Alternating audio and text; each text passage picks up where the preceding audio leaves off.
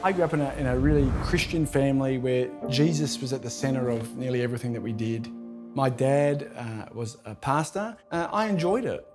But it was probably in my early teenage years where I felt the first pulls of sin really begin to wage a war with my soul. I developed two personalities where I'd have my home life where I was pretending to be interested in Jesus, and yet I had this other part of me. I was a prodigious liar.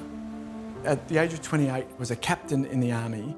And I woke up one morning and for the first time ever, I realised that the way I'd been living had not been this version of freedom that I thought it was.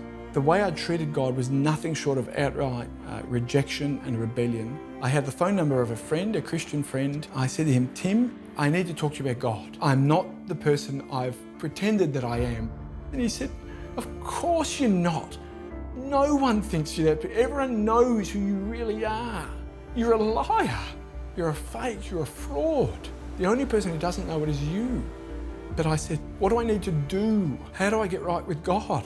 And it's interesting because, I'd grown up in a family where we'd been taught the truth about Jesus every day of my life, and yet I didn't get it. And he said, "Pray to God." And I remember saying something like, "Pray, I've done that before, man." And he said, "No, you haven't. You've faked it. You've gone through the motions. Pray." So I fell on my knees and cried out to God to forgive me. And I fell asleep in my tears. But I woke up the next day a Christian. 2 weeks after I became a Christian, I'm going to go see my family. I was ashamed because I thought they're going to know I was lying about being a Christian, So I fly back, and that night, Dad and I sat down and I said, "Dad, I've got something to tell you." And I said, "Dad, I've become a Christian." And he shut his eyes. He put his hand out and held my hand and prayed. There was a great joy, and I'm just like, where do I start?